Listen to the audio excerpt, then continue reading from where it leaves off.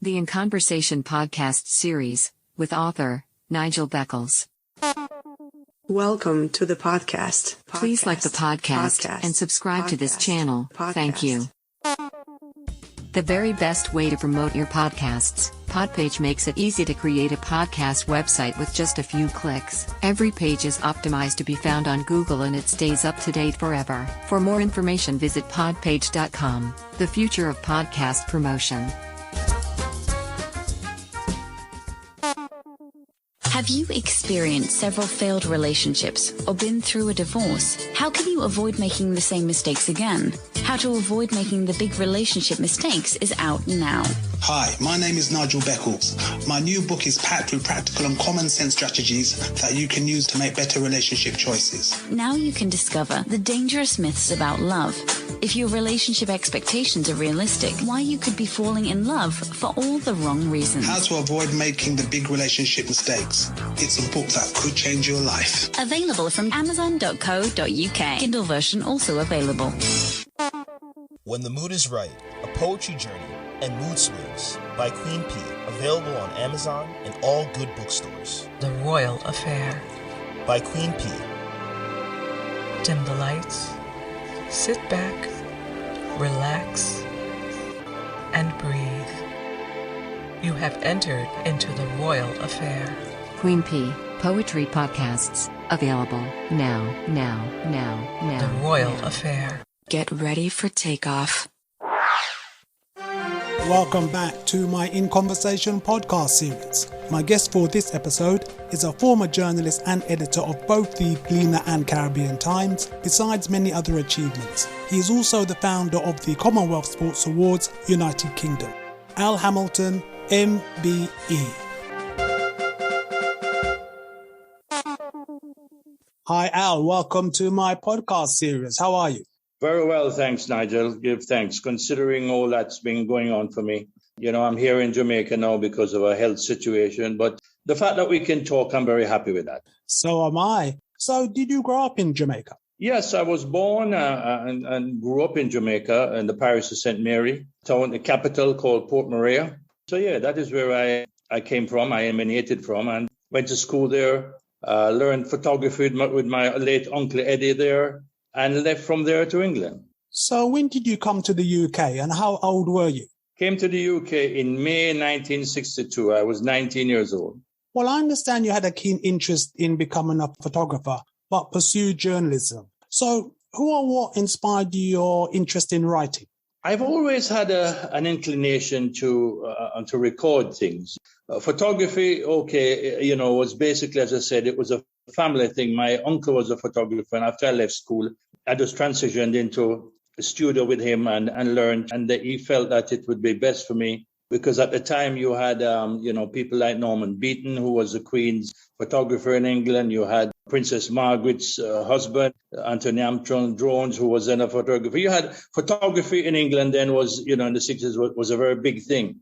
So he felt England he studied in America, but he felt England would suit me better. So I was shipped off to England, and that was basically it. I went for a year to night school there. And then, the distractions, what it's like, Nigel, at that age. But as regards writing, as I said, I'd always, like to perhaps relate verbally. And from time to time, I would jot down a few bits and pieces. We used to have a weekly newspaper called The Gleaner, which was done in the UK. But 90% of this stuff was information that came back from Jamaica, telling us what was happening and all of that. I just thought, well, okay, I needed to let them know what's happening in the UK. And I wrote in, called in and submitted an article. And as I said, the rest is history. From photography and started going to night school for journalism. Spent about a year and a half, nearly 2 years, doing that. And then it just snowballed from there.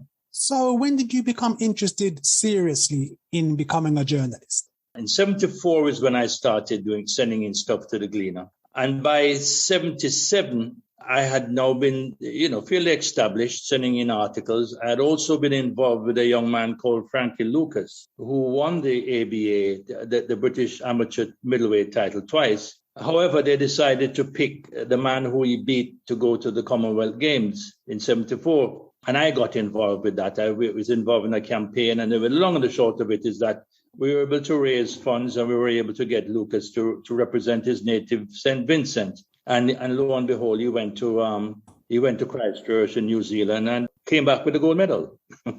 Well, you mentioned the Gleaner, but you've also worked for the Caribbean Times. How did you become involved with the Caribbean Times? Caribbean Times came about because I had a relationship with its editor and founder, Arif Ali, some years previous, because Arif was involved with West Indian World.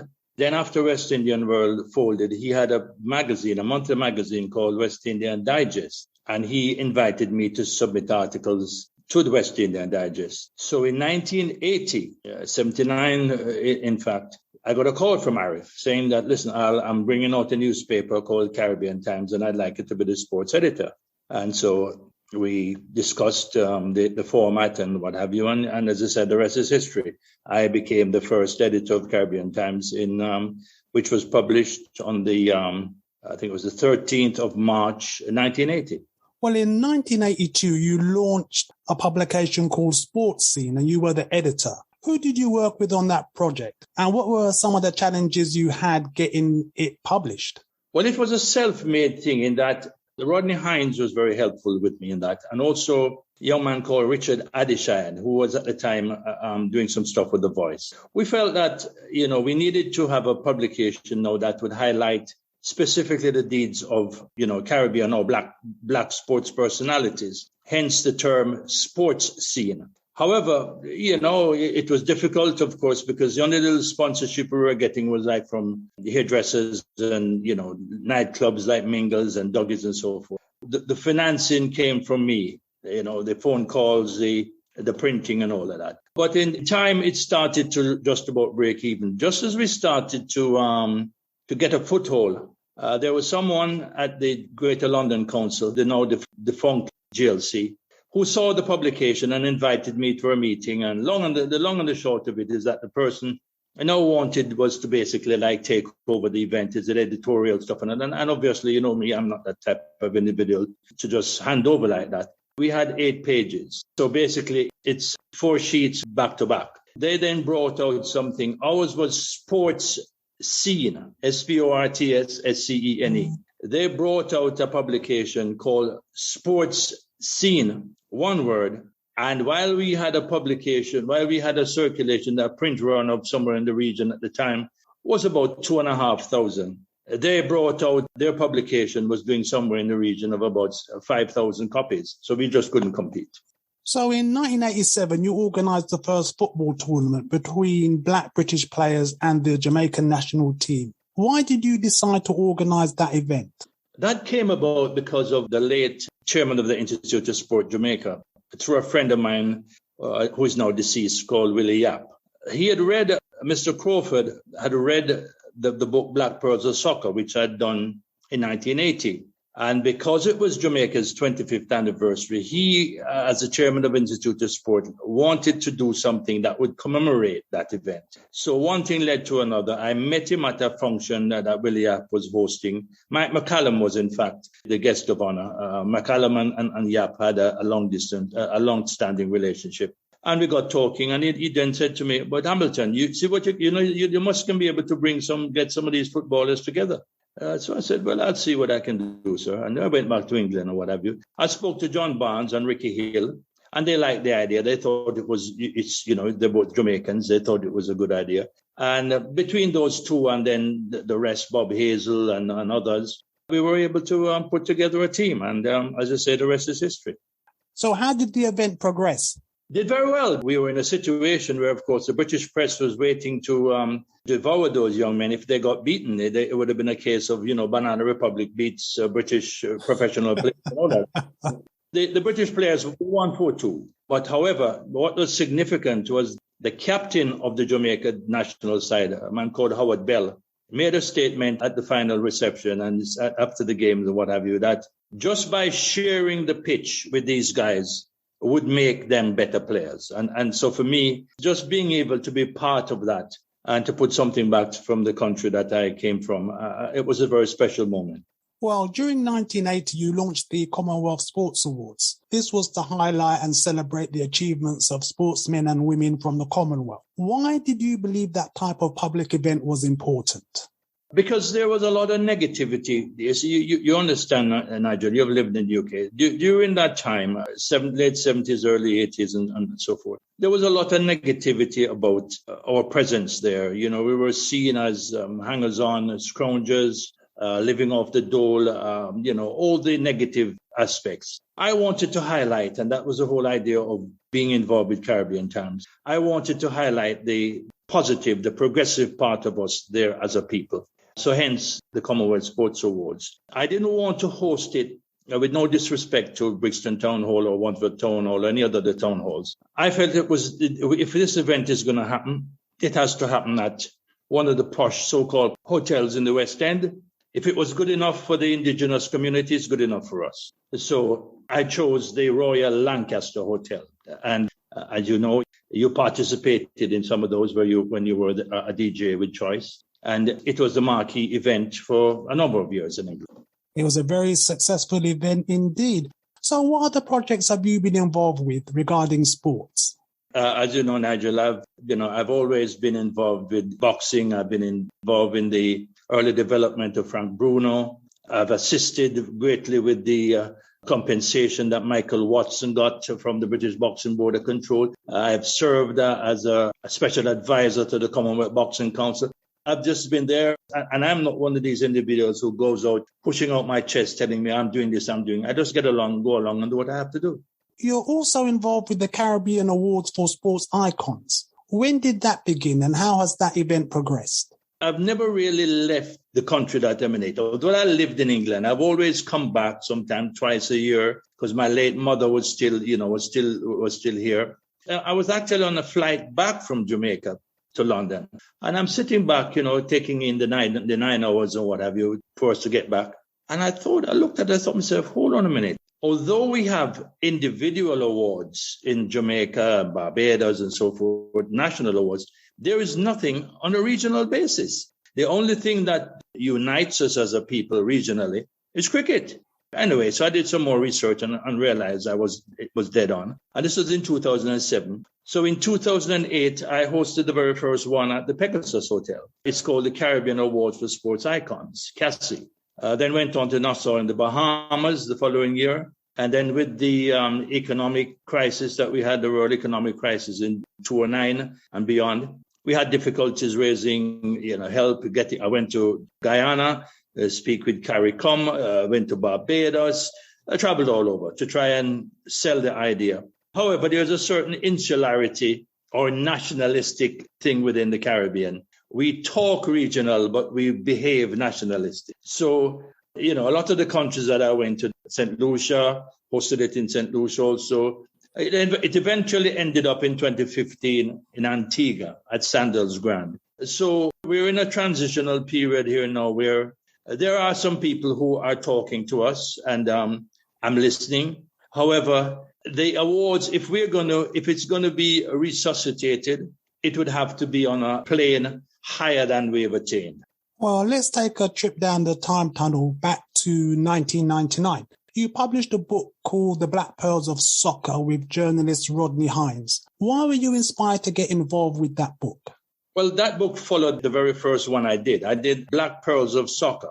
Rodney did some research on that also, but it was primarily Al Hamilton's efforts. The other book now, Black Pearls Shine On, was basically, it was published by Hansib, and it was a collaboration between Rodney and myself, which I edited. So that was just basically what we were doing now. We were highlighting the impact that these young men were having now on the English game, on the national game. That was why that book was published. And they are still having a great impact. Without a doubt. And of course, there are some people in the UK who would wish otherwise. Which was made very evident recently. So I've got a personal question for you, Al. Which is your favorite sport and why? I would say boxing. What I respect about boxing, it's an individual thing. It is you against the world. And if you look at our history as a people, it is a sport that has helped the emancipation of us as a people.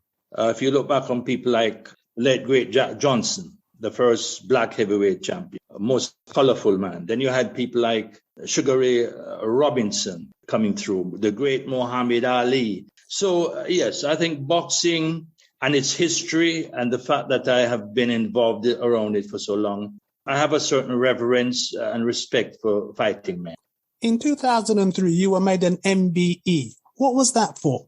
That came as a big surprise to me because that came from it was a Scottish Commonwealth Games Federation who nominated me for services to sport. Yes, and it was when the thing came through, I wasn't jumping over the moon, so to speak. I thought, okay, well. However, Mrs. Bruno, Frank Bruno's late mother, who is my partner's daughter, Faye, said to me, you don't sound too excited about this thing, man. You're supposed to go and get this thing. And, so anyway, as it turned out, I did. I accepted, and Faye and Nigel and my eldest daughter, Arlene, came along with me. As it turned out, I was privileged. It was the Queen who handed me the medal. So, yeah, it was a lovely day. And it was nice for them to be able, and myself, to be able to see inside the palace. It's a world apart from, unless you visit it, you can't have no idea as to the opulence and the history, and you can taste it in just looking at the tapestry and everything that's there. So, yeah, it was a good day. So what was the title of your MBE? What is your title? Well, the MBE basically is just, you're a member of the British Empire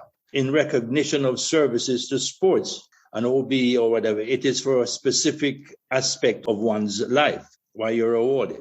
And very well deserved, I would say. So what other awards have you received? Well, I've been given commendations in Ghana. I was involved with I was a consultant to the very first All-African Sports Awards that took place in Ghana as part of their 50th anniversary back in 2007. So, yes, and when I went to Uganda, the Ugandan government presented me with a carving and a citation for bringing the event there. So those are just the icing on the cake.